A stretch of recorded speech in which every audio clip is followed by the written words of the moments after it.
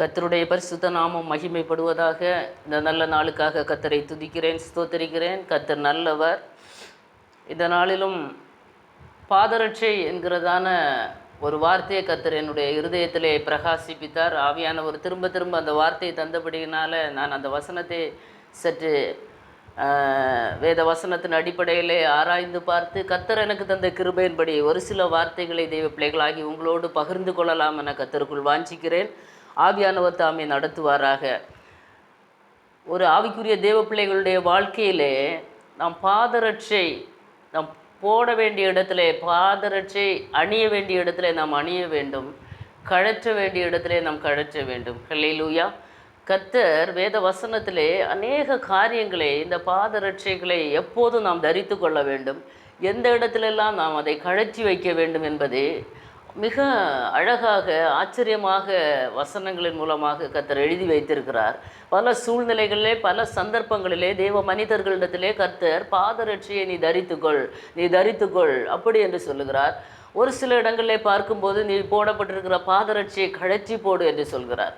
ஆவிக்குரிய தேவ பிள்ளைகளுக்கு ஒரு நல்ல பகுத்தறிவு வேண்டும். நம்முடைய பாதரட்சை எந்த இடத்திலே நாம் தரிக்க வேண்டும், எந்த இடத்திலே நாம் கழற்றி வைக்க வேண்டும் என்கிறதான ஒரு நல்ல ஞான இருதயம் தேவ பிள்ளைகளாகிய நாம் ஒவ்வொருவருக்கும் வேண்டும். ஹல்லேலூயா. கர்த்தர் அழகாக வசனத்தில் சொல்லி இருக்கிறார். பாதரட்சை என்று சொன்னால் இன்றைய தலைமுறையில் உள்ள பிள்ளைகளுக்கு தெரியாது. ஹல்லேலூயா. பாதரட்சை என்று சொல்லும்போது நம்ம செருப்பு என்று சொல்லுவோம், காலணி என்று சொல்லுவோம். பல விதத்திலே பல வித்தியாசமான காலணிகள் இன்றைக்கு நம்ம பயன்படுத்துவோம், அப்படி தானே?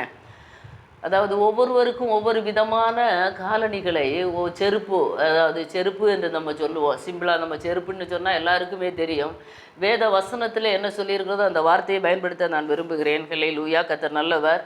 இந்த பாதரட்சை ஒவ்வொருவருக்கும் தனிப்பட்ட முறையிலே வித்தியாசமாக காணப்படுகிறது. சாதாரண பிள்ளைகளுக்கு ஸ்கூலில் பார்த்திங்கன்னா ஒரு யூனிஃபார்ம், ஒரு ஷூ இருக்கும், அப்படி தானே? அதை அவங்க கண்டிப்பாக அணிய வேண்டும். ஒரு போலீஸ்காரருக்கு அவருக்கு ஏற்ற ஒரு யூனிஃபார்முக்கு ஏற்ற ஒரு ஷூ இருக்கும். அதே இதில் ஒரு மிலிட்ரிக்காரர் என்ன வச்சுருப்பாருன்னா, அவருக்கு இருக்கிற ஷூ, ஒரு யுத்தத்திற்கு போக வேண்டுமானால் அவருக்கு ஒரு ஷூ அங்கே அந்த அதிகாரிகள் மூலம் அவங்க பயிற்சி பெற்று அப்படிப்பட்டதான ஒரு பாதரட்சியை அவர்கள் அணிய வேண்டும். ஒரு நீச்சல் குளத்தில் நீச்சல் பண்ணுறவங்களுக்கு அதற்கேற்றதான ஒரு பாதரட்சை. இப்படி பல விதமான எந்தெந்த சூழ்நிலைகள், எந்தெந்த சந்தர்ப்பங்கள், எந்தெந்த இடங்களை பயன்படுத்துகிறோமோ அந்தந்த இடங்களுக்கு தகுந்தவாறு இந்த உலகத்திலே நாம் காலணிகளை பயன்படுத்துகிறோம் அல்லது பாதரட்சியை பயன்படுத்துகிறோம். ஆமென். ஹல்லேலூயா. அது அவர்களுக்கு எப்படி இருக்கும்? அது கம்ஃபர்டபுளாக இருக்கும். அது கண்டிப்பாக அணிந்து தான் ஆக வேண்டும். ஒரு போலீஸ்காரர் ஸ்லிப்பர் போட்டுட்டு எங்கேயுமே ஸ்லிப்பர் செப்பல் போட்டுட்டு நிற்க மாட்டார், அப்படி தானே? அவருக்கு இருக்கிற ஒரு ஷூ அது கண்டிப்பாக அவர் போட வேண்டும். ஒரு யுத்தத்துக்கு போகிறவங்க அதற்கேற்ற ஒரு ஆயத்தத்தோடு போக வேண்டுமானால் அதற்கேற்ற அவர் பாதரட்சியை அணிந்து கொண்டு போக வேண்டும். அப்போது தான் அதில் வெற்றி கிடைக்கும். இன்றைக்கு ஆவிக்குரிய கண்ணோட்டத்தில் இந்த ஒரு சில வசனங்களை எடுத்து ஆவிக்குரிய கண்ணோட்டத்தோடு நான் உங்கள் மத்தியில் பேச விரும்புகிறேன். கர்த்தருடைய ஆவியான ஒரு உதவி செய்வாராக. தேவ பிள்ளைகளே, இன்றைக்கு நம்முடைய இந்த உலக பிரகாரமான வாழ்க்கை பயணத்திலே நாம் பயணித்து கொண்டிருக்கிறோம். நம்முடைய பாதரட்சைகள் நம்முடைய கால்களில் இருக்கிறதா? பாதரட்சை என்று சொல்லும்போது எழுத்தின் பிரகாரமான செருப்பு என்று யாரும் எடுத்துக்கொள்ள வேண்டாம். ஆவிக்குரிய கண்ணோட்டத்திலே ஒரு சில பாதரட்சைகள் நாம் வைத்திருக்கிறோமா, நாம் அணிந்திருக்கிறோமா? கிறிஸ்தவ ஓட்டத்திலே நாம் ஓடிக்கொண்டிருக்கிறோம். ஓட்டக்களத்திலே நம்முடைய பாதரட்சைகள் நம்முடைய காலில் இருக்கிறதா? அந்த பாதரட்சை எதற்கு நாம் உலக பிரகாரமாக அணிகிறோம் என்றால் நம்முடைய கால்களை பாதுகாக்கிறதற்காக நாம் அணிகிறோம். ஹல்லேலூயா. நான் வீட்டை விட்டு வெளியே போன உடனே நம்ம என்ன செய்வோம்? 2 செருப்பை எடுத்து காலில் போட்டுட்டு தான் போவோம். முள் குத்தக்கூடாது, கல் குத்தக்கூடாது, அசிங்கம் ரோட்டில் வழியில் இருக்கும், அது நம்ம காலில் பட்டுவிடக்கூடாது. ஒரு சுத்தமாக இருக்கணும் என்பதற்காக கால்களில் நான் பாதரட்சியை அணிகிறோம். ஹல்லேலூயா. இப்படி பல பல பல பல இடங்களிலே, பல நேரங்களிலே பல வித்தியாசமான பாதரட்சைகளை நாம் அணிகிறது வழக்கம். ஒரு சுத்தத்திற்காக அணிகிறோம், பாதுகாப்பிற்காக அணிகிறோம். ஹல்லேலூயா. உலக பிரகாரமாக ஒவ்வொரு டிபார்ட்மெண்ட்லையும் இருக்கிறதான அந்த பாதரட்சைகள் ஒவ்வொருவருக்கும் ஏற்றாற்போல் தகுந்தாற்போல் அவர்களை பாதுகாப்பதற்காக அதை அணிகிறோம். ஹல்லேலூயா. கிறிஸ்தவ வாழ்க்கையிலே ஆவிக்குரிய தேவ பிள்ளைகளுக்கு கர்த்தர் ஒரு சில பாதரட்சைகளை வைத்திருக்கிறார். ஹல்லேலூயா. இன்றைக்கு இழந்து போன பாதரட்சைகள், கழற்றி வைத்திருக்கிற பாதரட்சைகள், ஹல்லேலூயா, பல வருடங்களாக, பல மாதங்களாக, பல நாட்களாக வாழ்க்கையில் யூஸ் பண்ணாமல் எங்கேயோ ஒரு இடத்துல இருக்கிற பாதரட்சைகள். அப்படிப்பட்ட தேவ பிள்ளைகளுக்கு இது ஆசீர்வாதமாக இருக்கும் என்று நான் கர்த்தருக்குள் விசுவாசிக்கிறேன். ஒரு வசனத்தை நான் வாசிக்க விரும்புகிறேன். முதலாவதாக நம்முடைய ரட்சிப்பின் பாதரட்சை. ஹல்லேலூயா. வசனத்திலே அநேகமான பாதரட்சைகளை ஆவியானவர் இந்த வார்த்தையை பாதரட்சை என்று என்னுடைய உள்ளத்திலே தந்தபோது, இது என்ன பாதரட்சை செருப்பு, இதை பற்றி நம்ம என்னதான் பேச போகிறோம் என்று எனக்குள்ளே ஒரு கலக்கம் காணப்பட்டதான ஆவியானவர் அதிகமாக இந்த வசனத்தின் மூலமாக இடைப்பட ஆரம்பித்தார். கர்த்தருக்கே மகிமை உண்டாவதாக. கர்த்தர் நல்லவர். தேவ பிள்ளைகளே, லூக்கா எழுதின சுவிசேஷம் 15ஆம் அதிகாரம் அதனுடைய 22வது வசனத்திலே இளைய குமாரனுடைய கதை அந்த இடத்துல வருகிறது. எல்லாருக்குமே தெரிந்த விஷயம். அவன் தன்னுடைய தகப்பனிடத்திலிருந்து தன்னுடைய சொத்து பத்தெல்லாம் வாங்கிட்டு அவன் என்ன செய்கிறான், எல்லாம் வாங்கிட்டு அவன் தூர பிரயாணப்பட்டு தூர போய்விட்டான். தகப்பனை விட்டு தூரமாக போகிற ஒரு அனுபவம். போய் எல்லா சொத்துக்கள், பணங்கள் எல்லாவற்றையும் செலவழித்து விடுகிறான். செலவழித்து விட்டுட்டு அங்கே இருந்து யோசிக்கிறான். அவனுக்கு பன்றி மேய்க்கிற வேலை தான் கடைசியில் கிடைத்தது. ஆனால் அந்த பன்றிக்கு கொடுக்குற தவிடு கூட அவனுக்கு சாப்பிட கிடைக்கல. அவனுக்கு வஸ்திரம் இல்லை, வஸ்திரம் எல்லாம் பழசாக போச்சு, எல்லாம் கிழிஞ்சு போச்சு. அவனுக்கு காலில் பாதரட்சை இல்லை, எல்லாமே நஷ்டப்பட்டு போனது. தகப்பன் வீட்டை விட்டு தூரமாய் போன ஒரு இளைய குமாரனுடைய வாழ்க்கையிலே அவன் தன்னுடைய இதில் வஸ்திரங்கள் வருகிறது, மோதிரம் வருகிறது, எல்லாம் வருகிறது. என்னுடைய சப்ஜெக்ட் இதில் பாதரட்சை என்கிறதுனால அதை நான் அதிக ஆழமாக சொல்ல நான் ஆசைப்படுகிறேன். அன்பான தேவ பிள்ளைகளே, தகப்பன் வீட்டை விட்டு தூரம் போன ஒரு இளைய குமாரன் அவன் யோசிக்கிறான். ஒரு நாளில் அங்கே இருந்துட்டு, ஐயோ என்னுடைய தகப்பன் வீட்டில் எல்லாம் சம்பூர்ணமாக இருக்கிறதே என்று அவன் யோசித்து மனம் திரும்பி அவன் திரும்ப வருகிறான். திரும்ப வரும்போது அவனுடைய தகப்பனார் அவருக்கு என்ன கொடுக்கிறார் என்றால், அதுதான் லூக்கா எழுதின சுவிசேஷம் அதனுடைய 15வது அதிகாரம் 22வது வசனத்திலே நான் வாசிக்கிறேன். அப்பொழுது தகப்பன் தன் ஊழியக்காரரை நோக்கி, நீங்கள் உயர்ந்த வஸ்திரத்தை கொண்டு வந்து இவனுக்கு உடுத்தி இவன் கைக்கு மோதிரத்தையும் கால்களுக்கு பாதரட்சையும் போடுங்கள். ஆமென். ஹல்லேலூயா. அப்போது ஒரு தகப்பன் தன்னை விட்டு தூரம் போன ஒரு மகன் அவன் தன்னுடைய குற்றத்தை உணர்ந்து, தன்னுடைய பாவத்தை உணர்ந்து, தான் செய்த அநியாயத்தை உணர்ந்து மனம் திரும்பி அவன் திரும்ப வரும்போது ஒரு தகப்பன் தன்னுடைய மகனுக்கு விதமான ஆசீர்வாதங்களை கொடுக்கிறான். ஹல்லேலூயா. அவனுக்கு உயர்ந்த வஸ்திரங்களை கொடுங்கள். அவன் போட்டிருக்கிற வஸ்திரம் இப்போ சரியில்லை, அவனுக்கு வஸ்திரத்தை மாற்றுங்க. அவனுக்கு மோதிரங்களை கொடுங்க. அவனுக்கு காலுக்கு அவனுக்கு பாதரட்சியை கொடுங்க. ஹல்லேலூயா.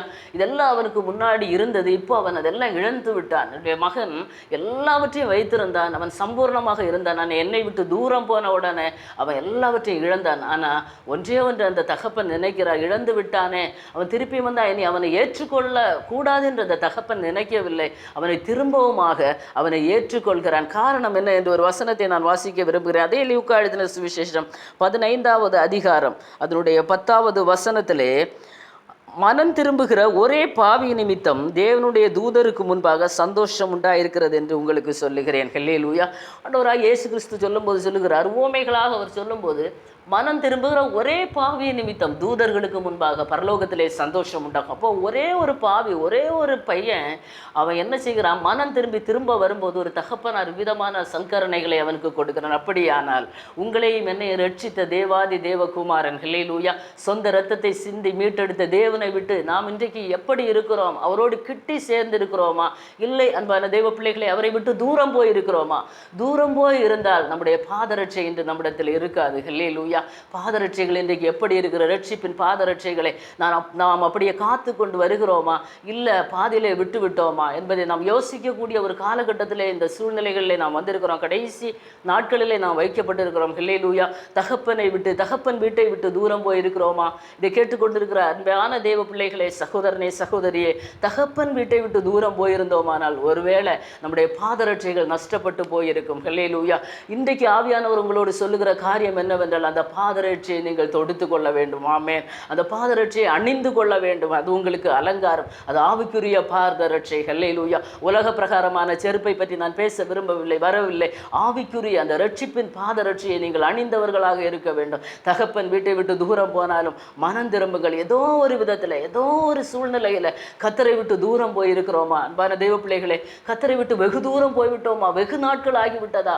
உங்களுக்கும் கர்த்தருக்கும் இருக்கிற தொடர்பே இல்லாமல் போய்விட்டதா? ஆனால் ஒன்றே ஒன்று செய்யுங்க, அந்த இடத்திலிருந்து கர்த்தரை நோக்கி பாருங்க. தகப்பனே, உமக்கு விரோதமாக நான் பாவம் செய்தேன், உம்முடைய குமாரன் என்று சொல்லப்படுவதற்கு நான் பாத்திரன் அல்ல, வேலையாட்களில் ஒருவனாக என்னை ஏற்றுக்கொள்ளும் என்று ஒரு மனஸ்தாபத்தோடு நீங்கள் ஜெபிப்பீர்கள் என்றால், கேட்பீர்கள் என்றால், அதே தகப்பன் அந்த இளைய குமாரனுக்கு உதவி செய்த தகப்பன் எப்படி உதவி செய்தார், அதை விட அதிகமாய் பொல்லாதவர்களாகிய நீங்கள் உங்கள் பிள்ளைகளுக்கு நல்ல ஈவுகளை கொடுக்கும் போது பரமபிதா அதை விட கொடுப்பது அதிக நிச்சயம் அல்லவா? ஆமென், அல்லேலூயா.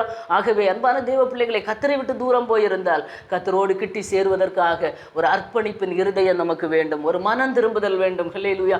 மனம் திரும்பி தகப்பன் வீட்டை நோக்கி வாருங்கள். அல்லேலூயா. யாராக இருந்தாலும் ஒரு கடைசி காலத்தில் நாம் வந்திருக்கிறோம். அந்த செய்திகள் எல்லாமே ஒரு ரட்சிப்பின் சுவிசேஷத்தின் செய்திகளை கர்த்தர் ஒவ்வொரு நாளும் தந்து கொண்டிருக்கிறார்கள். அல்லேலூயா. யாராவது ஒருவருக்கு அது ஆசீர்வாதமாக இருந்தால், மனம் திரும்புதலுக்கு ஏற்றதாக இருந்தால் பரலோகத்தில் சந்தோஷம் உண்டாயிருக்கும். ஆமென், அல்லேலூயா.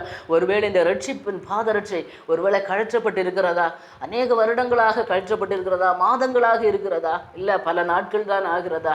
அன்பான தெய்வ பிள்ளைகளை, அதை தரித்துக் கொள்ளுங்கள். கர்த்தர் அதை உங்களுக்கு தருவார். அல்லேலூயா. ஒன்றை மட்டும் செய்ய வேண்டும். ஆண்டவரே, நான் உம்மை விட்டு தூரம் போய்விட்டேன், திரும்பி உம்மிடத்தில் வருகிறேன் அப்பா, திரும்பவுமாக அந்த ரட்சிப்பின் பாதரட்சை எனக்கு தாங்க என்று ஆண்டவரிடத்தில் கேட்பீர்களானால் கர்த்தர் அதை தர வல்லவராயிருக்கிறார். ஆமென், அல்லேலூயா, அல்லேலூயா. இரண்டாவதாக நாம் பார்க்கும்போது எபேசியருக்கு எழுதின நிருபம் அதனுடைய 6வது அதிகாரம் அதனுடைய 15வது வசனத்தை நான் வாசிக்க விரும்புகிறேன்.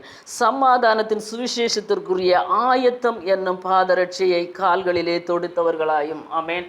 அதற்கு முந்தின வசனங்களில் நாம் பார்க்கும்போது அதனுடைய 6 அதிகாரம் அதனுடைய 10வது வசனத்திலே, கடைசியாக என் சகோதரரே, கர்த்தரிலும் அவருடைய சத்துவத்தின் வல்லமையில் பலப்படுங்கள், பிசாசின் தந்திரங்களோடு எதிர்த்து நிற்பதற்காக. அல்லேலூயா.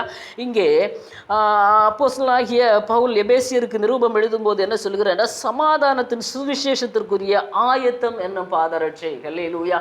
ஒரு சுவிசேஷம் அறிவிக்கக்கூடிய ஒரு சுவிசேஷகன் ஆயத்தம் என்னும் பாதரட்சையை அணிந்தவனாய் இருக்க வேண்டும். ஆமென், அல்லேலூயா. சுவிசேஷ வேலை என்பது சுவிசேஷம் அறிவிக்கிறது மிக மிக மேன்மையான ஒரு ஊழியம். அல்லேலூயா. சுவிசேஷத்தை அறிவிக்கிறதுக்கு உரிய ஒரு தேவ மனிதனுக்கு கர்த்தர் கொடுத்திருக்கிறது ஆயத்தம் என்னும் ஒரு பாதரட்சை. ஏன் அந்த ஆயத்தம் என்னும் பாதரட்சியை கர்த்தர் கொடுக்கிறார் என்றால், அவன் என்ன செய்ய வேண்டும் என்றால், பிசாசின் தந்திரங்களோடு அவன் எதிர்த்து நிற்க வேண்டும். அல்லேலூயா. இந்த உலகத்திலே, இந்த மாயமான உலகத்திலே பிசாசு பயங்கரமாக ஒரு மனுஷனுக்கு சுவிசேஷத்தை அறிவிக்க போகிறோம் என்றால் அறிவிக்க விடாது. அல்லேலூயா. பயங்கரமாக தடை பண்ணும். அதனால ஆண்டவர் என்ன செய்கிறார்னா, ஒரு சுவிசேஷகனுக்கு அவனுடைய பாதங்களை அழகாக்குவதற்காக அவனுக்கு ஆயத்தம் என்னும் ஒரு பாதரட்சியை கர்த்தர் கொடுக்கிறார். அல்லேலூயா, அல்லேலூயா. அன்பான தேவ பிள்ளைகளே, நம்ம தீமோத்தேயுவுக்கு பவுல் நிருபம் எழுதும்போது சொல்லுவார், நீயோ தீங்கு அனுபவி. ஒரு சுவிசேஷகன் என்ன செய்யணும்? தீங்கு அனுபவிக்கிறவராக அவன் காணப்பட வேண்டும். அல்லேலூயா. அவன் நீயோ எல்லாவற்றிலும் மன தெளிவுள்ளவனாயிரு, தீங்கு அனுபவி, சுவிசேஷகனுடைய வேலையை செய், உன் ஊழியத்தை நிறைவேற்று.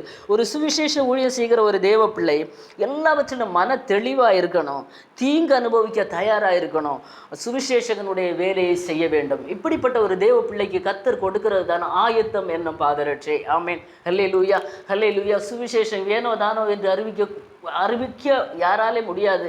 அப்படி அறிவித்தோம் என்றால் ஜனங்கள் ரட்சிக்கப்படுவதற்கு அது ஏதுவாக இருக்காது. ஆனால் சுவிசேஷத்தை அறிவிக்கிற ஒரு தேவ மனிதனுக்கு கர்த்தர் ஆயத்தம் என்கிற ஒரு பாதரட்சியை வைத்திருக்கிறார். அதை கால்களிலே போட்டவர்களாக இருக்க வேண்டும். இன்றைக்கு ஏன் ஜனங்கள் ரட்சிக்கப்படவில்லை? ஆயத்தம் என்னும் பாதரட்சை இன்னைக்கு சுவிசேஷகனுடைய கால்களில் இல்லை. ஸ்டேஜ்களில் தான் ஷூவை போட்டுட்டு நின்று பிரசங்கம் பண்ணுகிறாங்களே தவிர ஆயத்தம் என்னும் பாதரட்சியை அவர்கள் கழற்றி போட்டு வருடங்கள் ஆகிறது, மாதங்கள் ஆகிறது. அன்பான தேவ பிள்ளைகளே, ஆயத்தத்தோடு ஒரு சுவிசேஷ வேலையை நீங்கள் செய்வீர்கள் என்றால் அந்த சுவிசேஷத்தின் நிமித்தம் அநேகர் ரட்சிக்கப்படுவதற்கு அது ஏதுவாக மாறும். இங்கே கர்த்தர் கொடுக்கிற 2வது பாதரட்சை, நம் கால்களிலே அணிய வேண்டிய ஒரு பாதரட்சை, ஆயத்தம் என்னும் பாதரட்சை. ஹல்லேலூயா, ஹல்லேலூயா. ஏசாயா தீர்க்கதரிசியின் புஸ்தகம் அதனுடைய 52வது அதிகாரம் அதனுடைய 7வது வசனத்திலே நாம் வாசிக்கும் போது, சமாதானத்தை கூறி நற்காரியங்களை சுவிசேஷமாய் அறிவித்து ரட்சிப்பை பிரசித்தப்படுத்தி உன் தேவன் ராஜரீகம் பண்ணுகிறார் என்று சீயோனுக்கு சொல்லுகிற சுவிசேஷகனுடைய பாதங்கள் மலைகளின் மேல் எவ்வளவு அழகாயிருக்கின்றது. அல்லேலூயா, ஆமென். சமாதானத்தை கூறி ஹல்லேலூயா.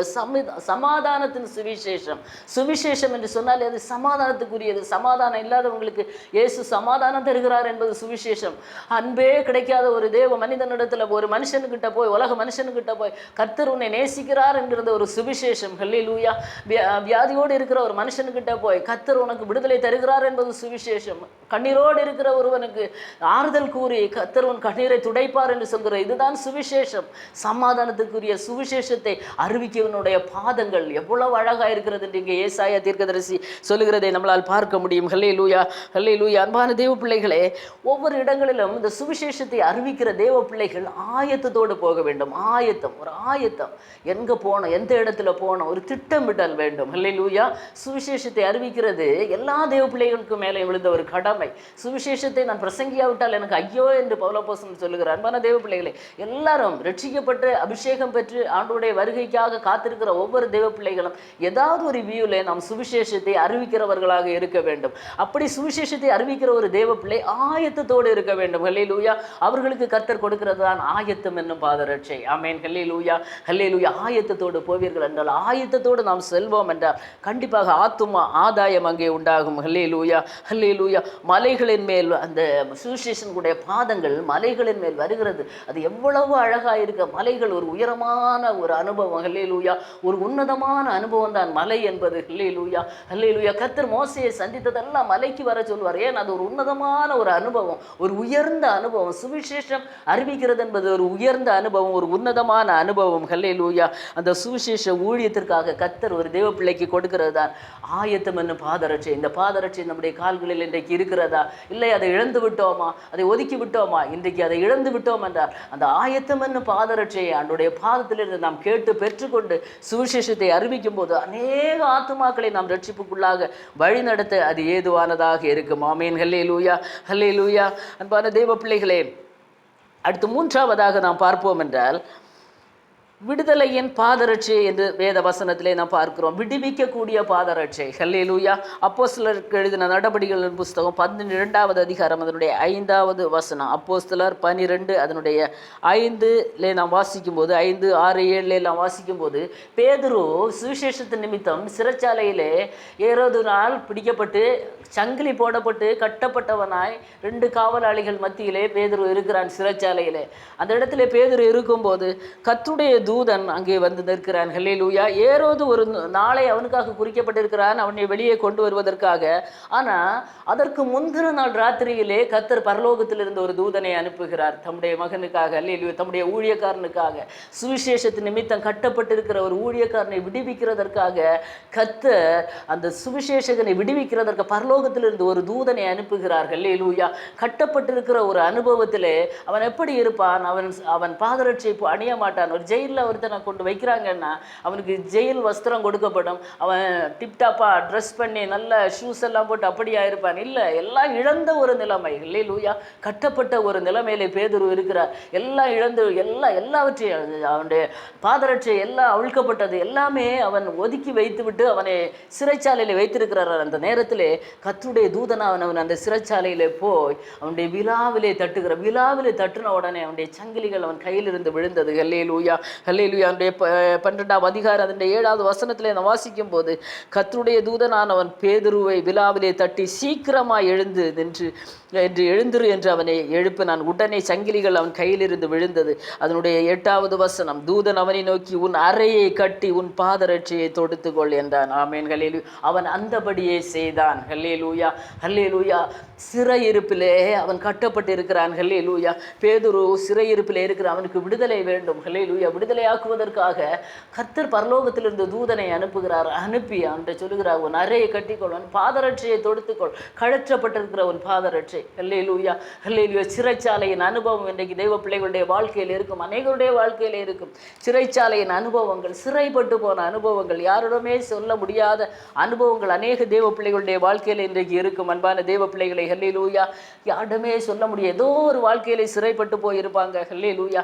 யாருக்கிட்டையுமே அதை சொல்ல முடியாது. கட்டப்பட்ட பேதுருவுக்கு அவனுடைய பாதரட்சைகள் எல்லாம் கழற்றப்பட்டது. ஹல்லேலூயா. இன்றைக்கு நம்முடைய வாழ்க்கையிலே ஏதோ ஒரு பிரச்சனையினால் கட்டப்பட்டு இருக்கிறோமா? ஹல்லேலூயா. கழற்றப்பட்ட அந்த பாதரட்சை மீண்டும் நமக்கு கிடைக்க வேண்டும் என்றால் ஹல்லேலூயா நாம் ஆண்டுடைய பாதத்திலே, பேதுரு அந்த இடத்துல கட்டப்பட்டவனாக இருந்தாலும் சபையார் அவனுக்காக ஜெபித்தார்கள் இந்த வசனத்திலே நாம் பார்க்கிறோம். ஹல்லேலூயா ஹல்லேலூயா. இன்றைக்கு நம்முடைய வாழ்க்கையிலே ஏதோ ஒரு சிறைச்சாலையின் அனுபவங்கள் நம்முடைய வாழ்க்கையில் இருக்குமானால் நாம் கர்த்தரை நோக்கி நாம் ஜெபிப்போம். ஆண்டவரே, இந்த சிறை இருப்பு இதிலிருந்து எனக்கு ஒரு விடுதலை வேண்டும் என்று ஜெபிக்கிற தேவ பிள்ளையோடு இன்றைக்கு இந்த சாயங்கால வேளையிலே ஆவியானவர் என்ன சொல்ல விரும்புகிறார் என்றால், உன்னை காண்கிற ஒரு பரலோகம் இருக்கிறது. ஹல்லேலூயா. ஏதோ ஒரு விஷயத்தில், ஏதோ ஒரு வியாதியினால ஒரு சிறையா, இல்லை கடன் பிரச்சனையினால ஒரு சிறையா, இல்லை வாழ்க்கையிலே சமாதானம் இல்லையா, வாழ்க்கையில் குடும்பத்திலே போராட்டமா, பிரச்சனையா, பிள்ளைகள் மனம் திரும்பலே, ஏதோ ஒரு சிறைப்பட்டு போன ஒரு வாழ்க்கையில் இருக்கிறீங்களா? பரலோகம் அதை பார்க்கிறது. ஹல்லேலூயா. கர்த்தர் ஏற்ற நேரத்திலே தம்முடைய தூதனை அனுப்புவார். அனுப்பி எழுந்திருந்து ஹல்லேலூயா விழாவிலே தட்டி எழும்பின உடனே கட்டுகள் அறுக்கப்பட்டது போல கர்த்தர் நம்மை தொடும்போது ஹல்லேலூயா நம்முடைய கட்டுகள் எல்லாம் அறுக்கப்படும். ஹல்லேலூயா. அதை நாம் உணர முடியும். அன்பான தேவ பிள்ளைகளே, தூதன் என்ன சொல்கிறார்? எழுந்திரு, உன் அறையை கட்டிக்கொள், உன் பாதரட்சை தொடுத்துக்கொள். அவன் அப்படியே செய்தான். கீழ்ப்படுகிற ஒரு அனுபவத்தை அந்த இடத்திலே பேதுருவிடத்திலே நாம் பார்க்க முடிகிறது. ஹல்லேலூயா. பேதுரு அவனமாக கீழ்ப்படுகிறான். பாதரட்சையை அவன் என்ன செய்கிறான்? தொடுத்து கொள்கிறான். ஹல்லேலூயா ஹல்லேலூயா. அவன் எல்லாம் செய்த உடனே அவனை கூட்டிக் கொண்டு ஒரு நம்ம பாஷையில் சொல்ல போனா ஒரு வீதினா ஒரு ரோடு ஃபுல்லாக அவனை கூட்டி கொண்டு வெளியே கொண்டு விட்டு விட்டான். ஹல்லேலூயா. விடுதலை கிடைக்கப்பட்டது. அவன் இப்போ அறையை கட்டி கொண்டு தன் பாதரட்சியை தொடுத்தான். உடனே அவனை வெளியே கொண்டு போய்விட்டான். ஹல்லேலூயா. இன்றைக்கு சிறைப்பட்டு போன அனுபவத்தில் நம்முடைய பாதரட்சிகள் கழற்றப்பட்டு இருக்கும். ஹல்லேலூயா. என்ன செய்வதென்று தெரியாது, எங்கே போகிறது என்று தெரியாது. ஒரு சிறைச்சாலையின் அனுபவத்தில் இருக்கிற தேவ பிள்ளைகளோடு ஆவியானவர் சொல்லுகிறார், பரலோகம் பார்க்கிறது உங்கள் வாழ்க்கையை. ஹல்லேலூயா. பரலோகம் சும்மா இருக்காது, தூதனை அனுப்பும். ஹல்லேலூயா ஹல்லேலூயா. இந்த பிரச்சனை என்றைக்கு முடியும், இந்த பிரச்சனை என்றைக்கு முடியும் என்று ஏக்கத்தோடு இருக்கிற தேவ பிள்ளையே. ஹல்லேலூயா. மனுஷர் ஒரு நாளை வச்சிருப்பாங்க, இந்த நாளில் இந்த நாளில் இருந்து உனக்கு ஒரு விடுதலை இல்லை, இந்த நாளில் இந்த விஷயத்திற்கு ஒரு முற்றுப்புள்ளி இல்லை, அதற்கு முன்னதாகவே கர்த்தர் பரலோகத்திலிருந்து ஒத்தாசை அனுப்புவார். ஆமென். எத்தனை பேர் விசுவாசிக்கிறீங்க அன்பான தேவ பிள்ளைகளே? ஏதோ ஒரு சிறையிருப்பின் நடுவில் இருக்கிற உங்களை பார்த்து கர்த்தருடைய தூதனை கர்த்தர் அனுப்பி உங்களை தட்டி எழுப்பி உங்கள் பாதரட்சைகளை தொடுத்து கொள்ளுங்கள். ஹல்லேலூயா. ஆவிக்குரிய பாதரட்சைகளை நான் சொல்லிக் கொண்டு வருகிறேன். விடுதலையின் பாதரட்சியை நீங்கள் அணிந்தவர்களாயிருங்கள். அது உங்களை விட்டு தூரம் போயிருந்தால் இந்த நாட்களிலே அதை தரித்துக் கொள்ளுங்கள். அப்படி என்றால் சிறைப்பட்டு போன உங்கள் வாழ்க்கையை கர்த்தர் மாற்றி அமைக்க வல்லவராயிருக்கிறார். ஹல்லேலூயா. சங்கீதங்களின் புஸ்தகம் 53வது சங்கீதம் அதனுடைய 6வது வசனத்திலே நாம் பார்க்கும்போது சிறையிருப்பை கர்த்தர் மாற்றுகிறதை பற்றி அங்கே நாம் வாசிக்க முடியும். அதாவது சீயோனிலிருந்து இஸ்ரவேலுக்கு ரட்சிப்பு வருவதாக தேவன் தம்முடைய ஜனத்தின் சிறையிருப்பை திருப்பும் போது யாக்கோபுக்கு களிப்பும் இஸ்ரவேலுக்கு மகிழ்ச்சியும் உண்டாகும். ஹல்லேலூயா. கர்த்தர் தம்முடைய ஜனத்தின் சிறையிருப்பை திருப்பும் போதுதான் ஒரு களிப்பு, ஒரு மகிழ்ச்சி உண்டாகும். இன்றைக்கு களிப்பும் மகிழ்ச்சியும் இல்லாதபடிக்கு வாழ்க்கையிலே விரக்தியிலே வெறுமையான ஒரு அனுபவத்தில் இருக்கிற தேவ பிள்ளைகளே, ஹல்லேலூயா, கர்த்தர் ஒரு களிப்பையும் மகிழ்ச்சியை தருவார். அதற்கேற்ற பாதரட்சையை நீங்கள் தொடுத்து கொள்ள வேண்டும். கர்த்தர் தரும்போது அதை தொடுத்து கொள்ள வேண்டும். ஹல்லேலூயா ஹல்லேலூயா. சிறைப்பட்டு போன வாழ்க்கையில் இருக்கிற தேவ பிள்ளைகளுக்கு கர்த்தர் அவற்றை மாற்றி ஒரு பாதரட்சையை தர விரும்புகிறார்கள். அது விடுதலையின் பாதரட்சை. ஆமென். ஹல்லேலூயா ஹல்லேலூயா. அன்பான தேவ பிள்ளைகளை சோர்ந்து போய் தளர்ந்து போயிருக்கிற தேவ பிள்ளைகளோடு கர்த்தர் பேசுகிறார்கள். ஹல்லேலூயா ஹல்லேலூயா. சிறைப்பட்டு போன வாழ்க்கை, விடுதலை இல்லாத வாழ்க்கை, ஒரு நாளும் விடுதலை இல்லையா, வாழ்க்கையிலே எனக்கு விடுதலையே கிடையாதா என்று ஏக்கத்தோடு இருக்கிற தேவ பிள்ளையை பரலோகம் உங்களை பார்க்கிறது. ஒரு பேதுருவை விடுவிக்க ஒரு தூதனால முடியும் என்றால், ஒரு தூதனை கர்த்தர் அனுப்பினார் என்றால், உங்களே என்னை சுய ரத்தத்தை கொடுத்து சம்பாதித்த தேவன் சும்மா இருக்க மாட்டார். ஹல்லேலூயா ஹல்லேலூயா. அவர் ஒரு தூதனை அனுப்புவார், அவர் ஒரு தூதனை அனுப்புவார், அவர் ஒரு வார்த்தையை அனுப்புவார். ஹல்லேலூயா. அதை கேட்டு நாம் அறையை கட்டிக்கொண்டு நம்முடைய பாதரட்சிகளை நாம் தொடுத்து கொள்வோமா? நாம் ஆயத்தமாகும் போது நம்மை ஏற்று நம் நாடின துறைமுகத்திலே நம்மை கொண்டு சேர்க்க அவர் வல்லமை உள்ளவராக இருக்கிறார். ஹல்லேலூயா ஹல்லேலூயா. கடைசியாக ஒரு வசனத்தை நான் வாசிக்க விரும்புகிறேன். ஹல்லேலூயா. 5வதாக கர்த்தருடைய பரிசுத்தம் என்கிறதான ஒரு பாதரட்சை. ஹல்லேலூயா ஹல்லேலூயா. யாத்ராகமத்தின் புஸ்தகம் 12வது அதிகாரம் அதனுடைய 11வது வசனத்திலே, ஹல்லேலூயா, யாத்ராகமத்தின் புஸ்தகம் 12வது அதிகாரம் அதனுடைய 11வது வசனத்திலே பஸ்காவை குறித்து அங்கே சொல்லப்பட்டிருக்கிறது. ஹல்லேலூயா. அதை புசிக்க வேண்டியது எப்படி என்று அங்கே மோசேக்கு கர்த்தர் எப்படி கட்டளை கொடுக்கிறார் என்றால், நீங்கள் அதை புசிக்க வேண்டிய விதமாவது உங்கள் அறைகளில் கச்சை கட்டி கொண்டும் உங்கள் கால்களில் பாதரட்சியை தொடுத்து கொண்டும் உங்கள் கையில் தடி பிடித்து கொண்டும் அதை தீவிரமாய் புசிக்க கடவீர்கள். அது கர்த்தருடைய பஸ்கா. ஆமென். ஹல்லேலூயா. கர்த்தருடைய பஸ்கா. பழைய ஏற்பாட்டிலே ஒரு ஆட்டுக்குட்டி அடிக்கப்பட்டு அதனுடைய இரத்தம் வாசல் நிலைக்கால்கள் எல்லாம் அது தெளிக்கப்பட்டு அதனுடைய மாமிசத்தை சுட்டு நெருப்பினாலே சுட்டு அதை சாப்பிட வேண்டும். கசப்பான கீரையோடும் புளிப்பில்லாத அப்பத்தோடும் அதை சாப்பிட வேண்டும் என்று பஸ்காவை குறித்து சொல்லப்பட்டிருக்கு. பஸ்காவை குறித்து அதிகமாக நான் இங்கே விவரிக்க விரும்பவில்லை. என்னுடைய சப்ஜெக்ட் அந்த பாதரட்சை. ஒரு பஸ்காவை புசிக்கிற ஒரு தேவ பிள்ளை பரிசுத்தம் என்கிற ஒரு பாதரட்சை நமக்குள்ளே இருக்க வேண்டும். ஆமென். ஹல்லேலூயா. பஸ்கா என்கிற ஆட்டுக்குட்டியானவர் நமக்காக புதிய ஏற்பாட்டிலே அடிக்கப்பட்டார். ஹல்லேலூயா. ஒரு வசனத்தை வாசிக்க விரும்புகிறேன். 1 கொரிந்தியரின் புஸ்தகம் அதனுடைய 5வது அதிகாரம் அதனுடைய 7வது வசனத்திலே, ஆகையால் நீங்கள் புளிப்பில்லாதவர்களாய் இருக்கிறபடியே புதிதாய் பிசைந்த மாவாய் இருக்கும்படிக்கு பழைய புளித்த மாவை புறம்பே கழித்து போடுங்கள். ஏனெனில் நம்முடைய பஸ்காவாகிய கிறிஸ்து நமக்காக பலியிடப்பட்டிருக்கிறாரே. ஆமென். ஹல்லேலூயா. புதிய ஏற்பாட்டிலே வரும்போது பஸ்காவாகிய கிறிஸ்து நமக்காக பலியிடப்பட்டிருக்கிறார். ஆமென். ஹல்லேலூயா.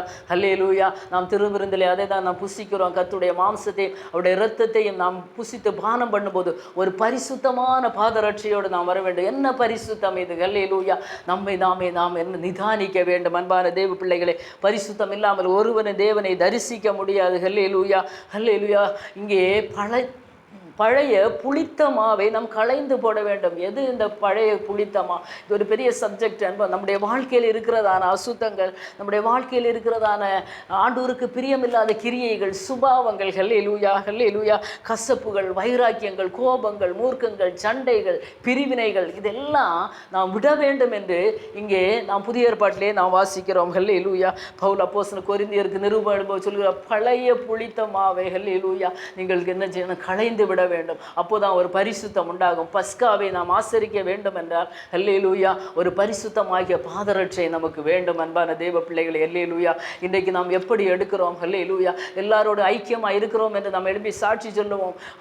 எப்படி நாம் ஐக்கியமாக இருக்கிறோம்? ஹல்லேலூயா. எடுத்து விட்டு மறுபடியும் பேச மாட்டோம், மறுபடியும் சண்டையாக இருப்போம், மறுபடியும் கசப்பு, மறுபடியும் வைராக்கியங்கள், இப்படிப்பட்டதான பழைய புளித்த மாவு நம்முடைய வாழ்க்கையில் இருக்கக்கூடாது. அன்பான தேவ பிள்ளைகளை, பஸ்கா ஆட்டுக்குட்டியான கிறிஸ்து நமக்காக பலியிடப்பட்டிருக்கிறாரே, அந்த ஒரு பயபக்தியோடு அந்த ஆண்டோடைய இரத்தத்தையும் அவருடைய மாம்சத்தையும் நாம் புசித்து பானம் பண்ணும்போது பரிசுத்தமான ஒரு வாழ்க்கை நம்முடைய வாழ்க்கையில் இருக்க வேண்டும். பரிசுத்தத்தோடு ஒரு ஆயத்தத்தோடு நாம் அதை புசித்து பானம் பண்ணும்போது கர்த்தர் மகிமைப்படுவார். அதற்காக கர்த்தர் தந்திருக்கிற ஒரு பாதரட்சை தான் பரிசுத்தம். ஹல்லேலூயா ஹல்லேலூயா. பரிசுத்தத்தோடு நாம் அதை செய்வோம் என்றால் அது கர்த்தர் பிரியப்படுகிறதா இருக்கும். இல்லாவிட்டால் அதில் எந்த பிரயோஜனமும் இல்லை. என்பான தேவ பிள்ளைகளே, ஹல்லேலூயா ஹல்லேலூயா. ஆகவே பஸ்காவாகிய அந்த ஆட்டுக்குட்டியானவருடைய அந்த பழைய ஏற்பாட்டு காலத்திலே அவங்க அந்த கால்களிலே பாதரட்சியை தொடுத்து கொண்டு தீவிரமாய் அதை புசித்தார்கள். புதிய ஏற்பாட்டிலே நாம் வரும்போது ஹல்லேலூயா நாம் பரிசுத்தமாகி அந்த பாதரட்சி ஆவிக்குரிய கண்ணோட்டத்திலே ஒரு பரிசுத்தத்தோடு நாம் அதை புசிக்க வேண்டும். ஹல்லேலூயா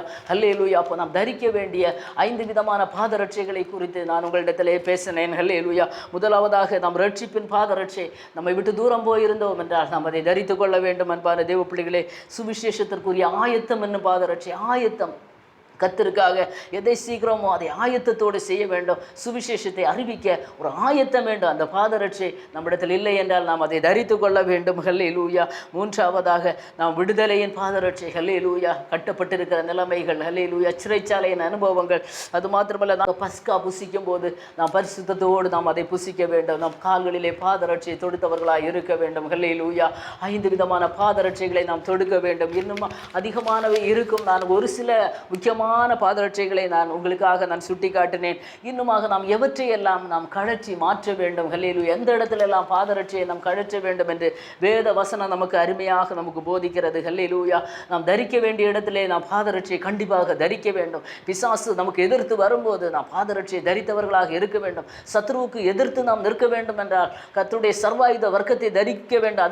அதற்கூட வருகிறது தான் இந்த பாதரட்சை. ஹல்லேலூயா ஹல்லேலூயா. இந்த பாதரட்சியை நாம் தரித்து கொள்ள வேண்டிய இடத்திலே நாம் கழற்றி வைத்து விட்டு நின்றால் நாம் தோற்று போவோம். அன்பான தேவ பிள்ளைகளை, தரிக்க வேண்டிய இடத்திலே தரித்து கொள்ளுவோம். ஹல்லேலூயா. இது எந்த இடத்துல எல்லாம் இதை கழற்ற வேண்டும் என்று நான் வாசிக்கிறேன் ஒரு வேத வசனத்தை. யோசுவாவின் புஸ்தகம் அதனுடைய 5வது அதிகாரம் அதனுடைய 13, 14, 15வது வசனத்திலே ஹல்லேலூயா, யோசுவா எரிகோவின் வெளியிலிருந்து தன் கண்களை ஏறெடுத்து பார்க்கும்போது இதோ ஒருவர் அவனுக்கு எதிரே நின்றார். உருவின பட்டயம் அவர் கையில் இருந்தது. யோசுவா அவரிடத்தில் போய், நீர் எங்களை சேர்ந்தவரோ, எங்கள் சத்துருக்களை சேர்ந்தவரோ என்று கேட்டான். அதற்கு அவர், அல்ல, நான் கர்த்தருடைய சேனையின் அதிபதியாய் இப்பொழுது வந்தேன் என்றார். அப்பொழுது யோசுவா தரையிலே முகங்குப்புற விழுந்து பணிந்து கொண்டு அவரை நோக்கி, என் ஆண்டவர் தமது அடியேனுக்கு சொல்லுகிறது என்னவென்று கேட்டான். ஹல்லேலூயா. யோசுவா எரிகோவை பிடிப்பதற்காக ஹல்லேலூயா இப்போ அவன் வந்திருக்கிறான். ஹல்லேலூயா. அவன் கண்களை ஏறெடுத்து பார்க்கும்போது ஒரு புருஷனை பார்க்கிறான். அவன் கையில் உருவன பட்டயம் இருக்கிறது. அது ஒரு மனிதனாக தான் அவர் காணப்பட்டார். ஹல்லேலூயா. ஒரு தூதனாக காணப்பட்டால் யோசுவா அடையாளம் கண்டிருப்பார். ஆனால் சாதாரண ஒரு மனிதனாக தான் அவர் காணப்படுகிறார். ஆனால் கையிலே உருவன பட்டயத்தை பார்த்த உடனே யோசுவா யுத்தத்திற்கு போவதற்காக அவர் அங்கே உட்கார்ந்திருக்கிறார். அவர் கேட்கிறார், நீர் எங்களை சார்ந்தவரோ இல்லை எங்கள் சத்துருக்களை சார்ந்தவரோ என்று அந்த மனிதனை பார்த்து கேட்கிற உடனே அவர் சொல்லுகிறார், அவருக்கு நான் கர்த்தருடைய சேனையின் அதிபதியாக வந்திருக்கிறேன். ஹல்லேலூயா, ஹல்லேலூயா. கர்த்தருடைய சேனையின் அதிபதியாக வந்து இதை கேட்ட உடனே யோசுவா தரை மட்டும் பணிந்து குனிந்து, அப்படியே ஆண்டவரே நீர் உமது அடியேனுக்கு என்ன சொல்ல போகிறீர்? ஹல்லேலூயா. ஒரு அர்ப்பணிப்பின் அனுபவம். ஹல்லேலூயா. ஒரு தேவ தூதனுக்கு முன்பாக யோசுவா தன்னை அர்ப்பணிக்கிறார். ஏதோ ஒன்றை சொல்ல தான் கர்த்தர் அனுப்பி இருக்கிறார். ஹல்லேலூயா. யுத்தம் கர்த்தருடையது என்று நாம் வேதத்திலே வாசிக்கிறோம். அன்பான தேவ பிள்ளைகளே, யோசுவாவுக்காக கர்த்தர் இங்கே ஒரு சேனையின் அதிபதியையே அனுப்பி இருக்கிறார். ஹல்லேலூயா, ஹல்லேலூயா. ஒரு மிலிட்டரி ஆஃபீஸர் என்று சொல்லுவோமே, அப்படிப்பட்டதான ஒரு மனிதனை கர்த்தர் இங்கே அனுப்பி இருக்கிறார். ஒரு தூதனை அனுப்பி இருக்கிறார். உடனே அவர் என்ன சொல்கிறார்? நீர் என்னோடு பேசும் என்று சொன்ன உடனே அந்த சேனையின் அதிபதி யோசுவாவை நோக்கி, யோசுவாவின் புஸ்தகம் 5வது அதிகாரம் அதனுடைய 15வது வசனம், யோசுவாவை நோக்கி, உன் கால்களில் இருக்கிற பாதரட்சியை கழற்றி போடு, நீ நிற்கிற இடம் பரிசுத்தமானது என்றார். யோசுவா அப்படியே செய்தான். ஆமென். ஹல்லேலூயா.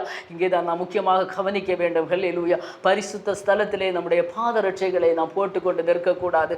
உலக பிரகாரமாகவும் நாம் நிற்கக்கூடாது. ஆவிக்குரிய தேவ பிள்ளைகள், பரிசுத்த ஸ்தலத்திலே நாம் ஆலயத்திற்கு போகும்போது எல்லாம் வெளியே சப்பலை கழற்றி போட்டுட்டு வருகிறோம். அதில் அசுத்தங்கள் நிறைந்திருக்கும். ஹல்லேலூயா, ஹல்லேலூயா. நாம் நடந்து போகிற வழியிலே எத்தனை அசுத்தங்கள் நம்முடைய அந்த காலில் பட வேண்டியது அந்த செப்பலில் இருக்கும். நம்ம அதை கழற்றி போட்டுவிட்டு நாம் உள்ளே செல்கிறோம். ஹல்லேலூயா.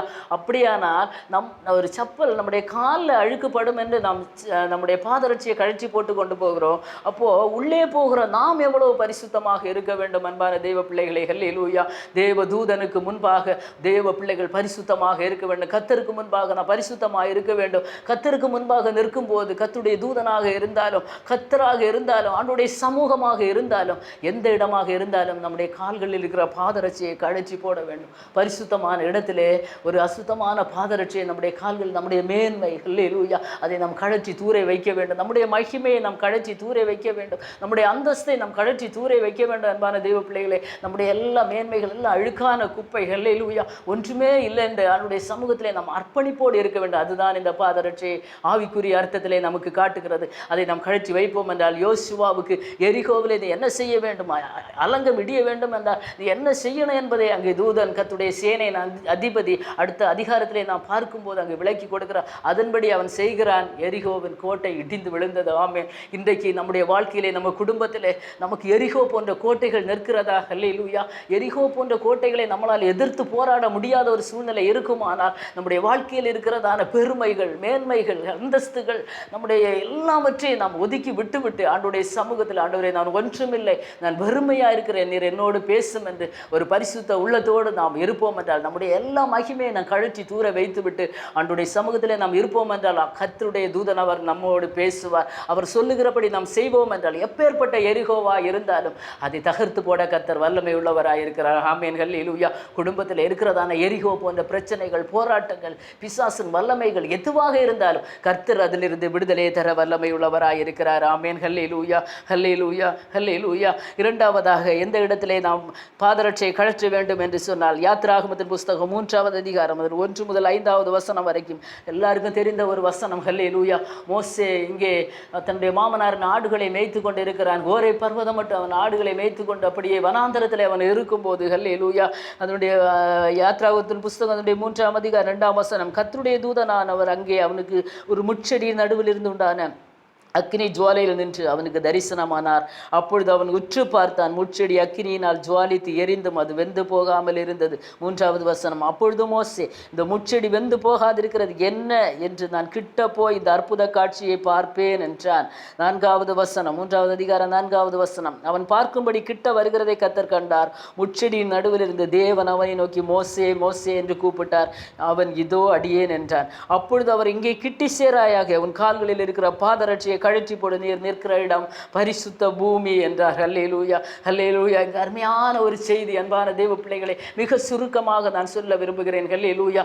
மோசே வனாந்தரத்திலே ஆடுகளை மேய்த்து கொண்டு இருக்கும்போது அங்கே முட்செடி பற்றி எரிகிறது. ஹல்லேலூயா. முட்செடி பற்றி எரிகிறது, ஆனால் செடி எரியலையே. இந்த அற்புத காட்சியை நான் கிட்ட போய் பார்ப்பேன் என்று சொல்லி கிட்ட போகிறான். ஹல்லேலூயா. கர்த்தருடைய தூதனானவர் முச்செடியின் நடுவில் இருந்து அக்னி ஜுவாலையில் நின்று அவனுக்கு தரிசனம் கொடுக்கிறார்கள். அவன் உற்று பார்க்கிறார், பயங்கரமா தீ ஜுவாலித்து எரிகிறதே, ஆனால் செடி எரியவில்லை. இன்று நம்முடைய வாழ்க்கையிலே எரிகிறதான் அக்கினி சூளை போன்ற சோதனைகள், ஆனால் நாம் எரியாமல் கர்த்தர் நம்மை பாதுகாத்து வைத்திருக்கிறார் அல்லவா.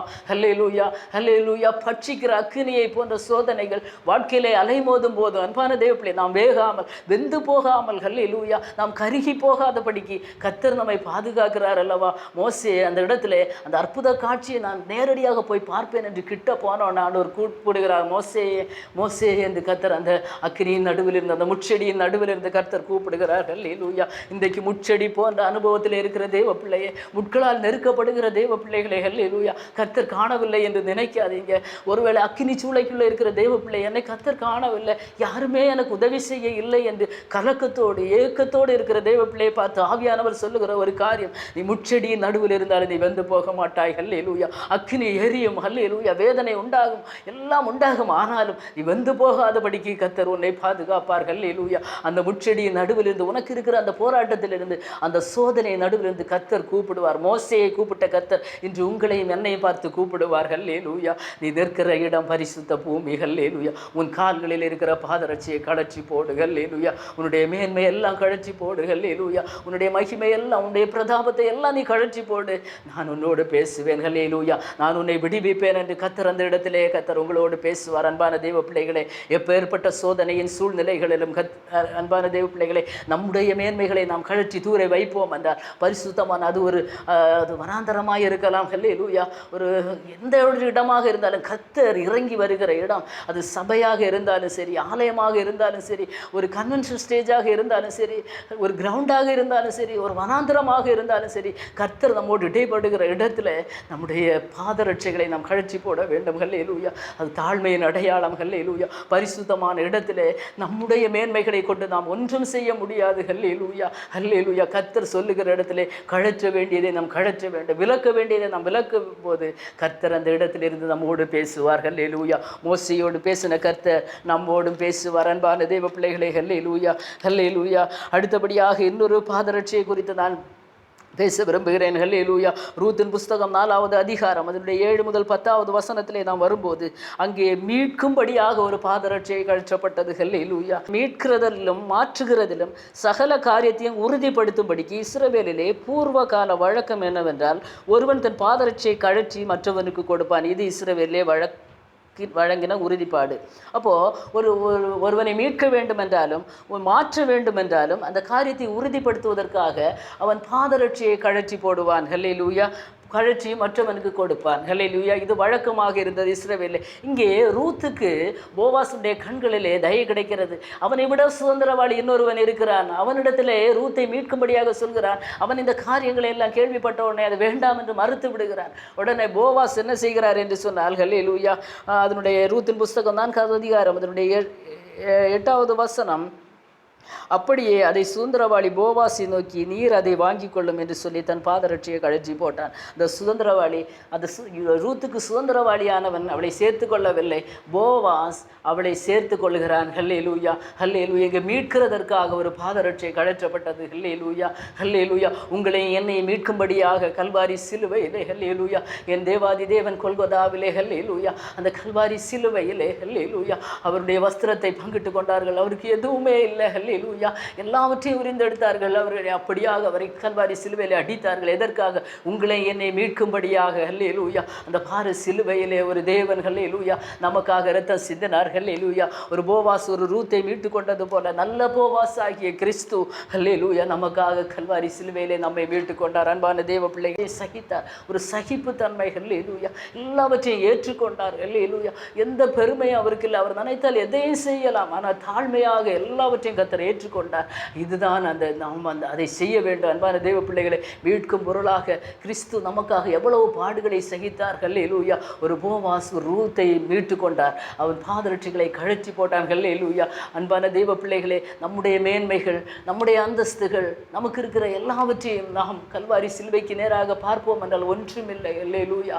அல்லேலூயா. இயேசு கல்வாரியில் பட்ட பாடுகளுக்கு முன்பாக நமக்கு சொல்ல எதுவுமே இல்லை. அன்பான தேவ பிள்ளைகளே, நம்மளுடைய எல்லாவற்றையும் அல்லேலூயா எல்லாவற்றையும் அர்ப்பணிப்போடு ஆண்டுடைய சமூகத்திலே நாம் தாழ்த்தி ஜெபிக்கும் போது கர்த்தர் நம்மை மீட்டு கொள்ளுவார். அல்லேலூயா.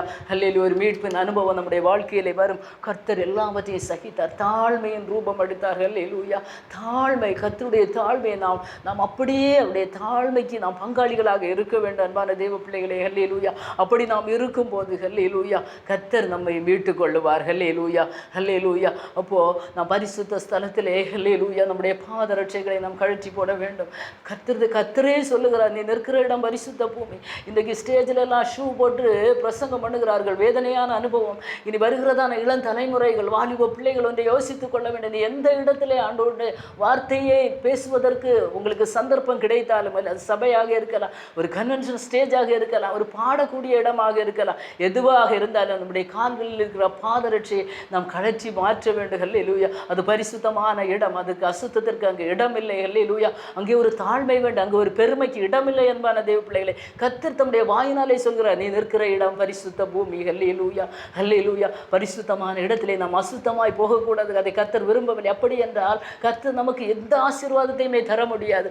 ஆகவே இன்றைக்கு நாம் உணர்த்தப்படுவோம் என்றால் அன்பான தேவ பிள்ளைகளை, இந்த வசனத்தின் மூலமாக நாம் அர்ப்பணிக்க நாம் கற்றுக்கொள்ள வேண்டும். அன்பான தேவ பிள்ளைகளை, வசனத்திற்கு நம்மை அர்ப்பணிக்கும் போது கர்த்தர் பெரிய காரியங்களை நம்முடைய வாழ்க்கையிலே செய்வார். இன்னும் ஒரே ஒரு வசனத்தை நான் வாசித்து என்னுடைய வார்த்தையை முடிக்க விரும்புகிறேன். சங்கீதம் 108:9 சங்கீதம் 108வது சங்கீதம் அதனுடைய 9வது வசனத்திலே, மோவாப் என் பாத பாத்திரம், ஏதோமின் மேல் என் பாதரட்சியை எறிவேன் என்று கர்த்தர் சொல்லுகிறார். அல்லேலூயா. ஏதோமின் மேல் என் பாதரட்சியை எறிவேன். ஏதோம் என்று சொன்னால் எல்லாருக்கும் தெரியும், ஏசாவுக்கு இன்னொரு பெயர் ஏதோம். அல்லேலூயா. ஏசாவின் வழியாக வந்த அந்த சந்ததிகள், அவர்கள் காலங்கள் வருடங்களாக அந்த சந்ததிகள் ஏதோமியர்கள் என்று அழைக்கப்பட்டார்கள். அல்லேலூயா. இந்த ஏதோமியர்கள் கர்த்தரை வணங்காமல் அந்நிய தேவர்களை வணங்கி ஆண்டவருக்கு பிரியமில்லாத செயல்களில் ஈடுபட்ட போது கர்த்தர் வேதனைப்பட்ட ஆண்டவர் என்ன செய்ய, அந்த ஜனங்கள் மேல் கர்த்தருடைய இருதயம் பிரியமாய் இருக்கவில்லை. ஆகவே கர்த்தர் சொல்கிறார், ஏதோமின் மேல் என் பாதரட்சியை எறிவேன். அல்லேலூயா. அல்லேலூயா. நம்முடைய பாஷையில் நம்ம சொல்ல போனால், நமக்கு ஏதாவது இடத்துல சண்டை நடக்கும்போது காரணம் இல்லாமல் நம்ம யாராவது அடிக்க வந்தாலோ ஏசுனாலோ திட்டுனாலோ, இன்றைக்கு உலக வழக்கத்தில் உலகத்தில் நடக்கிற காரியம் என்னென்னா, உடனே செருப்பை கழட்டி என்ன செய்வாங்க, அடிப்பாங்க. அல்லேலூயா. அல்லேலூயா. அது என்ன, அது ரொம்ப ஒரு மோசமான ஒரு அனுபவம். அல்லேலூயா. அல்லேலூயா. ஒரு வெறுக்கப்பட்ட அனுபவம். சில அரசியல்வாதிகள் போவாங்க, எலெக்ஷன் நடக்கும்போது அநேக வாக்குறுதிகளை குடித்து தன்னுடைய தொகுதியிலே போய் வாக்கு சேகரிப்பாங்க. அல்லேலூயா. அடுத்து அவங்க வெற்றி பெறுவாங்க. வெற்றி பெற்று அந்த சந்தோஷத்திற்காக ஒரு நாள் நன்றி செலுத்த போவாங்க. அடுத்து அந்த தொகுதியின் பக்கமே போக மாட்டாங்க. திருப்பி அடுத்த எலெக்ஷன் வரும்போது இதே எம்எல்ஏ அதே இடத்துல அந்த மனிதன் போய் வாக்கு சேகரிக்க போகும்போது, ஓட்டு கேட்க போகும்போது, அந்த ஜனங்கள் என்ன செய்வாங்க, அந்த வாகனத்தில் செருப்பை தூக்கி எறிவாங்க. எத்தனை பேர் பார்த்துருக்கிறீங்கன்னு எனக்கு தெரியல, நான் பார்த்துருக்கிறேன். அன்பான தேவ பிள்ளைகளே, ஒரு உலக பிரகாரமான ஒரு அரசியல்வாதி ஜனங்களுக்கு நன்மை செய்யாவிட்டால் அவன் கொடுக்குற அடி தான் செருப்படி. அல்லேலூயா. நம்ம பாஷையில் செருப்படி. அல்லேலூயா. நாம் கர்த்தருக்கு பிரியமில்லாமல் இருக்கும்போது ஏதோமின் வாழ்க்கை நம்முடைய வாழ்க்கையிலே வேண்டாம். அன்பான தேவ பிள்ளைகளே, நாம் ஏதோமியர்களை போல் இருப்போம் என்றால் ஏதோமின் மேல் கர்த்தர் பாதரட்சியை எறிவேன் என்று சொல்கிறார்கள். அல்லேலூயா.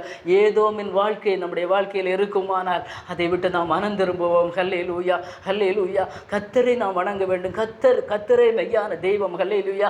ஏதோமியர்கள் எல்லாம் அந்நிய தெய்வங்களை, விக்கிரகங்களை வழிபட்டாங்க. அது ஒரு பெரிய சரித்திரம், அதை நான் சொல்ல விரும்பவில்லை. ஆகவே நாம் கர்த்தர் நம்மை வெறுக்கிறவர்களாக நாம் இருக்கக்கூடாது. ஹல்லேலூயா, ஹல்லேலூயா. நாம் பாதரட்சைகளை நாம் தரிக்க வேண்டிய இடத்திலே நாம் கண்டிப்பாக பாதரட்சைகளை தரிக்க வேண்டும். பாதரட்சையை கழற்ற வேண்டிய இடத்திலே நாம் கழற்ற வேண்டும். ஹல்லேலூயா. நம்முடைய மேன்மைகளை, நம்முடைய மகிமையை நாம் கர்த்தருக்கு செலுத்தும் போது செலுத்த வேண்டிய இடத்திலே நாம் செலுத்த வேண்டும். அந்த ஆயத்தத்தோடு அந்த பாதரட்சியை கர்த்தர் எந்த இடத்துல எல்லாம் தொடுக்க செல்கிறாரோ, எந்த இடத்துல எல்லாம் இந்த பாதரட்சியை நீ அணிந்து கொள்ள என்று சொல்லுகிறாரோ, அந்த இடத்துல எல்லாம் நாம் பாதரட்சியை அணிந்து கொண்டு போகும்போது தான் நமக்கு வெற்றி. ஹல்லேலூயா. எந்த இடத்துல எல்லாம் கர்த்தர் பாதரட்சியை நீ கழற்றி போடு என்று சொல்கிறாரோ, அதே இதுக்கு கீழ்ப்படிந்து நம்முடைய மேன்மை, நம்முடைய மகிமை எல்லாவற்றையும் நாம் உதறி குப்பை என்று எண்ணிவிட வேண்டும். அன்பான தேவப்பிள்ளை, அப்போஸ்தலனாகிய பவுல் சொல்லும்போது, கிறிஸ்துவுக்காக நான் எல்லாவற்றையும் நஷ்டம் என்று எண்ணுகிறேன், குப்பையாக எண்ணுகிறேன். ஹல்லேலூயா. அப்படிப்பட்ட ஒரு அனுபவம் நம்முடைய வாழ்க்கையிலே இருக்க வேண்டும். கழற்ற வேண்டிய இடத்திலே கழற்ற வேண்டும். ஹல்லேலூயா. இன்னும் ஆண்டவருக்கு பிரியமில்லாமல் நாம் இருப்போம் என்றால் கர்த்தர் பாதரட்சையை அந்த ஏதோமின் மேல் எறிந்தது போல அப்படிப்பட்ட ஒரு வாழ்க்கை நம்முடைய வாழ்க்கையிலே வேண்டாம். ஹல்லேலூயா, ஹல்லேலூயா. கர்த்தருடைய வார்த்தைக்கு நாம் கீழ்ப்படிவோமா? ஹல்லேலூயா. இன்றைக்கு நாம் ஆயத்தம் என்னும் பாதரட்சை, பரிசுத்தம் என்னும் பாதரட்சை, ரட்சிப்பு என்னும் பாதரட்சை, ஹல்லேலூயா, ஹல்லேலூயா, விடுதலையின் பாதரட்சை, சிறையிருப்பை மாற்றுகிற பாதரட்சைகளை கர்த்தர் தொடுக்க சொல்லும்போது அதை தொடுத்து விட்டு நாம் போகும்போது நம்முடைய வாழ்க்கையிலே வெற்றி நிச்சயம். ஹல்லேலூயா.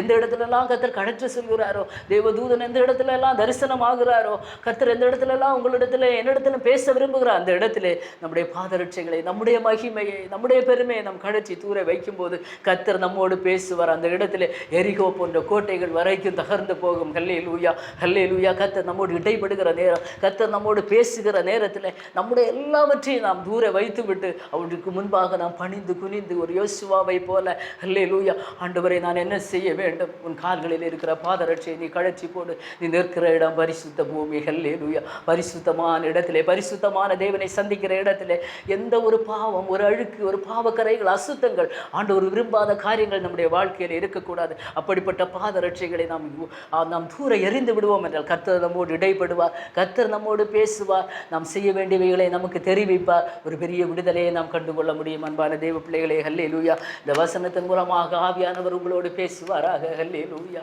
ஹல்லேலூயா. இதுவரைக்கும் பாதரட்சைகளை போட வேண்டிய இடத்துல போடாமல் கழற்றி வைத்திருக்கிறீங்களா? தகப்பன் வீட்டை விட்டு தூரம் போயிருக்கிறீங்களா? ஹல்லேலூயா. மறுபடியும் கிட்டி சேருங்க. ஹல்லேலூயா, ஹல்லேலூயா, ஹல்லேலூயா. இன்னும் உமதண்டையில கிட்டி சேருவதே என் ஆவல் பூமியில் என்று பாட்டுக்காரன் பாடினது போல ஆண்டவரிடத்தில் கிட்டி சேருவோமா? கிட்டி சேரும் போது ஹல்லேலூயா அவர் நம்மை அவரோடு கூட சேர்த்து கொள்ளுவார். அன்பான தேவ பிள்ளைகளை, ஹல்லேலூயா, ஹல்லேலூயா. பாதரட்சைகளை கழற்றி போட வேண்டிய இடத்துல மட்டும் கழற்றி போடுங்க, தரிக்க வேண்டிய இடத்துல தரியுங்க. ஹல்லேலூயா. அப்போதான் நமக்கு விடுதலை, அப்போதான் நமக்கு வெற்றி, அப்போதான் நமக்கு ஆசீர்வாதம். ஹல்லேலூயா. கழற்ற வேண்டிய இடத்திலே கழற்றினால்தான் ஆசீர்வாதம். ஹல்லேலூயா, ஹல்லேலூயா. ஏதோமை போல இருக்க வேண்டாம். கர்த்தர் கோபம் கொண்டு பாதரட்சி ஏதோமின் மேல் எரிந்து போடுவேன் என்று சொல்லுகிறார். ஹல்லேலூயா. எறிவேன் என்று சொல்லுகிறார். அப்படிப்பட்ட அனுபவங்கள் நம்முடைய வாழ்க்கையில் இருக்குமானால் அதை விட்டு மனம் திரும்புவோம். ஹல்லேலூயா. ஒரு ஏசாவை போல அல்ல, ஒரு யாக்கோபை போன்ற அனுபவம் நம்முடைய வாழ்க்கையில் வரட்டும். அன்பான தெய்வ பிள்ளைகளே, ஹல்லேலூயா. எப்ராஹிமை பார்த்து கர்த்தர் சொல்கிறார், ஒரு எப்ராஹிமின் போன்ற வாழ்க்கை வரட்டும். எப்ராஹிமே, நான் உன்னை எப்படி மறப்பேன், நான் உன்னை எப்படி கைவிடுவேன்? ஹல்லேலூயா. ஏதோமின் மேல் பாதரட்சியை வீசுகிற தெய்வம் எப்ராஹிமை பார்த்து சொல்கிறார், உன்னை நான் எப்படி மறப்பேன், உன்னை நான் எப்படி கைவிடுவேன்? இன்றைக்கு ஒரு எப்ராஹிமாக மாறுவோமா? ஹல்லேலூயா. எப்ராஹிமாக மாறும்போது கர்த்தர் நம்முடைய கைவிட மாட்டார், நம்மோடு கூட இருப்பார். அன்பான தெய்வ பிள்ளைகளே, இந்த வசனத்துக்கு முன்பாக நாம் அர்ப்பணித்து ஜெபிப்போமா? ஹல்லேலூயா, ஹல்லேலூயா. அன்பின் பரலோக தெய்வமே, இந்த நல்ல வேலைக்காக உம்மை நன்றியோடு துதிக்கிறேன் கர்த்தாவே. ஹல்லேலூயா. அப்பா, நீர் தந்திருக்கிற பாதரட்சைகளை நாங்கள் ஆண்டவரை தரிக்க வேண்டிய இடத்துல நாங்கள் தரிக்க வேண்டும். அப்பா, உம்முடைய நாமத்திற்கு மகிமையாக தரிக்க வேண்டும். கழற்ற வேண்டிய இடத்திலே ஆண்டவரே நாங்கள் அதை கழற்ற வேண்டும். அப்பா, நீர் எங்களோடு பேச விரும்புகிற இடத்திலே, நீர் எங்களுக்கு தரிசனமாகிற இடத்திலே, நாங்கள் பரிசுத்தமான இடத்திலே ஆண்டவரே எங்களுடைய மேன்மைகள் எல்லாவற்றையும் நாங்கள் ஒதுக்கிவிட்டு ஆண்டவருடைய சமூகத்திலே ஒன்றுமில்லை என்று நாங்கள் அர்ப்பணிக்க எங்களுக்கு கிருபை செய்யுங்கப்பா. நாங்கள் ஏதோமை போல இருக்கக்கூடாது கர்த்தாவே. ஹல்லேலூயா. நாங்கள் ஒரு எப்ராஹிமை போல இருக்க வேண்டும் தகப்பனே. அதற்காக வாஞ்சிக்கிறோம் தகப்பனே. அப்பேற்பட்ட சூழ்நிலையிலே, அப்பேற்பட்ட ஒரு ஆசீர்வாதமான செம்மையான பாதையிலே கத்தரங்களை நடத்துவீராக. நீர் அப்படி செய்ய போகிற கிருபைக்காக உமக்கு கோடா கொடி ஸ்தோத்திரம் தகப்பனே. ஆண்டவரே, இதை கேட்கிற ஒவ்வொரு தேவ பிள்ளைகளையும் ஆண்டவரே அல்லேலூயா இந்த வசனத்தின் மூலமாக தங்களை ஒன்று கூட ஆராய்ந்து ஆண்டவருடைய சமூகத்திலே அர்ப்பணித்து ஆண்டவரே மறுபடியும் பழைய நிலைக்கு திரும்பி வந்து கத்திடத்தில் இந்த ஆசீர்வாதங்களை நன்மைகளை பெற்றுக்கொள்ளவும் ஆண்டவரே தங்களுடைய மகிமைகளை எல்லாம் தள்ளிவிட்டு கிறிஸ்துவின் மகிமையை ஏற்றுக்கொள்ளவும் கிருபை கொடுப்பீராக ஆண்டவரே. அப்படி செய்ய போகிற கிருபைக்காய் ஸ்தோத்திரம். ஒவ்வொரு தேவ பிள்ளைகளோடு கர்த்தருடைய கரம் கூட இருக்கட்டும். ஆசீர்வதியும் இயேசுவின் மூலம் ஜெபத்தை கேளு ஜீவன் உள்ள நல்ல பிதாவே. ஆமேன், ஆமேன். God bless you.